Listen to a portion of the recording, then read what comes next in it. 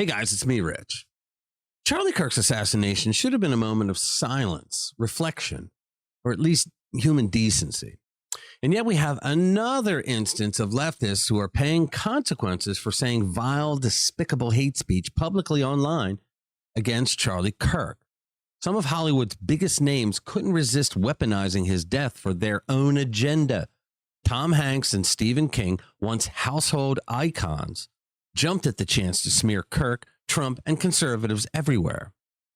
But here's the twist. The backlash is already hitting them harder than they ever imagined. From NBC canceling Hanks to HBO dropping King, the fallout is massive. Massive loss of dollars, too. This video should wake up any Hollywood leftist who wants to become a decent human being instead of being the radicalized hate mongers that they are.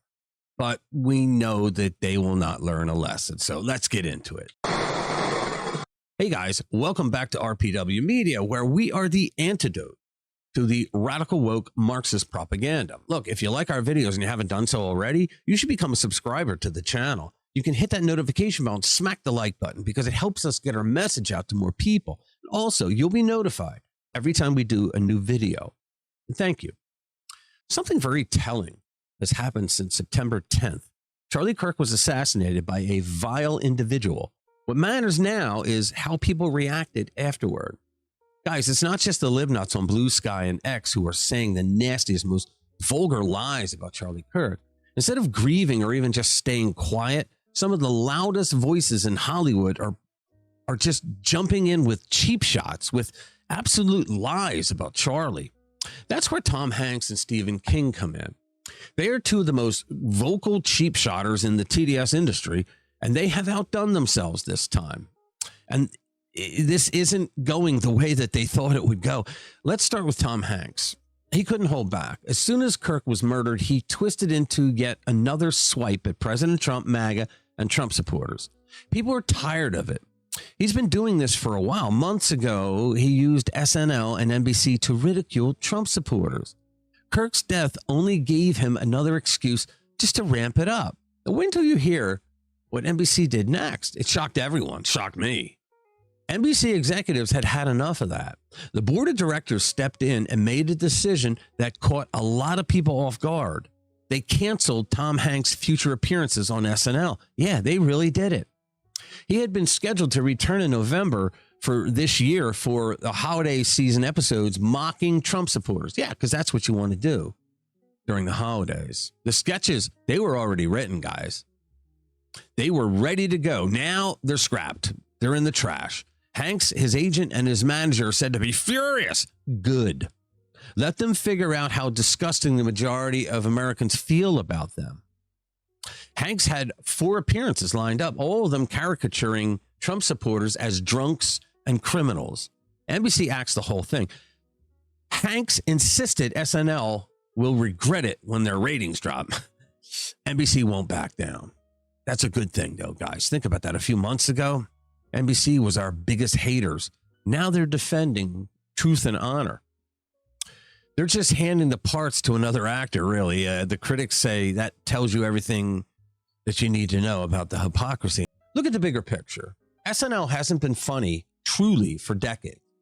Am I right? I think since the 1980s.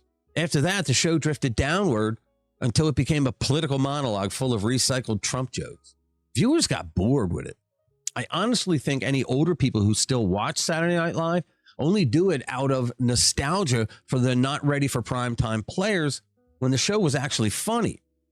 They just haven't been able to let go yet. Dropping Hanks only underlines the problem.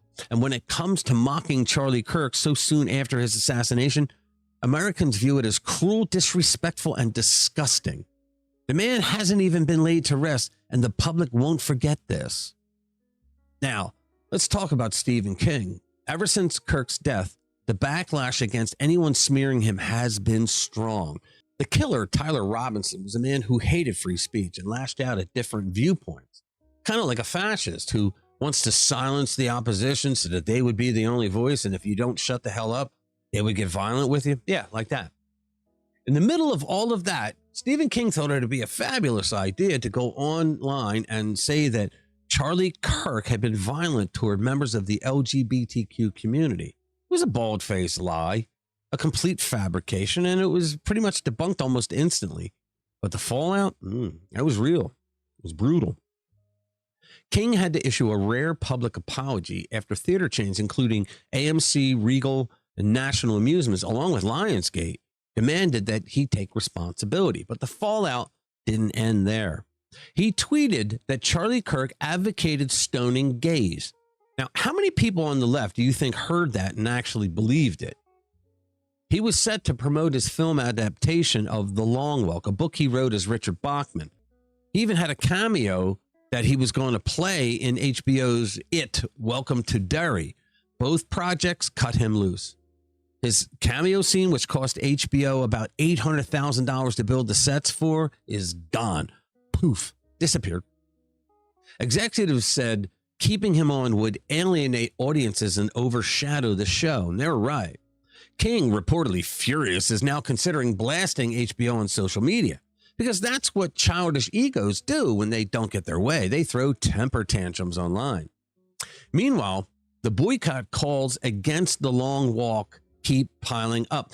Many say the movie is doomed to flop, buried under King's reckless comments and the public's rejection of Hollywood's poisonous politics. The reputation he once carried as an untouchable guy is gone. In its place, outrage, lost work, and a credibility problem that King can't fix. Stephen King is having a bad day. And here's the thing. Here we are, Tom Hanks and Stephen King, once icons, are now caught in the backlash of using Kirk's assassination as political theater.